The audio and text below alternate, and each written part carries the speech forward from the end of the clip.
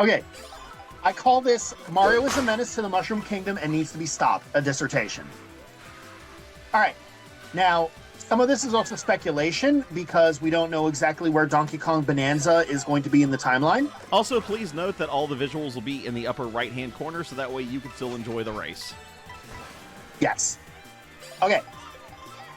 Pauline in Donkey Kong Bonanza has been listed as being 13 years old, according to the Nintendo of Japan website.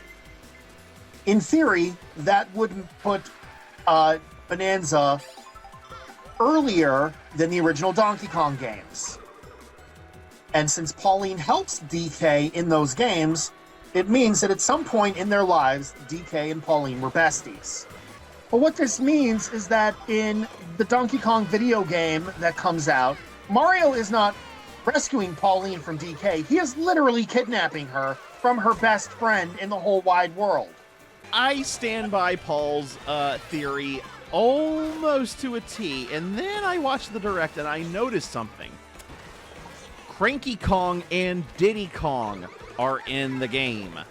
So I'm like, okay, if this is before the original Donkey Kong game, wasn't Cranky Kong the original Donkey Kong in the Donkey Kong game of 1983? To which I retorted with, what's to say Cranky isn't literally like a title? Which is very possible too.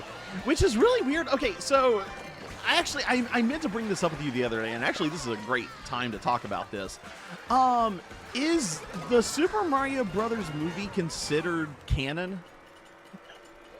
I am going with the idea of no. Okay, because there was an interesting line that got pulled up to me, was that in the movie, Donkey Kong said that Cranky Kong is his dad. Oh. And from the original lore of the video games, Cranky Kong is technically Donkey Kong's grandfather, because Donkey Kong Jr., who we've seen in his own game and Super Mario Kart for the Super Nintendo, is technically Cranky's son. But, you see, that was only part one of my conspiracy theory of Mario being a menace. So, part two is, as far as I'm concerned, Peach and Bowser are in a relationship. Like, if for no other reason than the fact that Bowser has kidnapped Peach upwards of nearly over 24 times. Well, not only that, but you got to think, while she's being kidnapped, you know, there's a lot of time in between the time that Mario's making it from the Mushroom Kingdom to Bowser's Keep, and you got to be thinking, they've got to be talking sometimes. Plus, in all this time, she has not even so much as installed any defenses on her castle.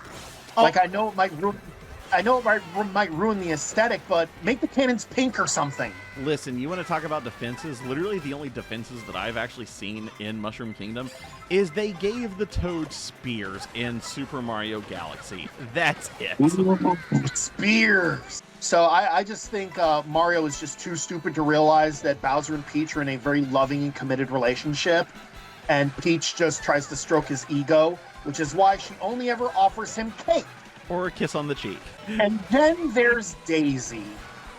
Mario had a chance with Daisy. Mario screwed it up.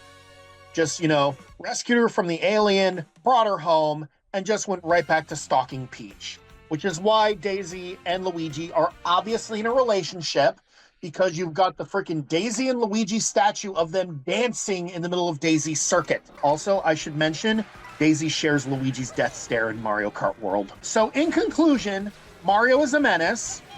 He has kidnapped the mayor of New Donk City and stalks another princess while she's in a loving relationship with somebody else. Mario is a menace and needs to be stopped. Now, if you'll excuse me, I'm going to get off my soapbox.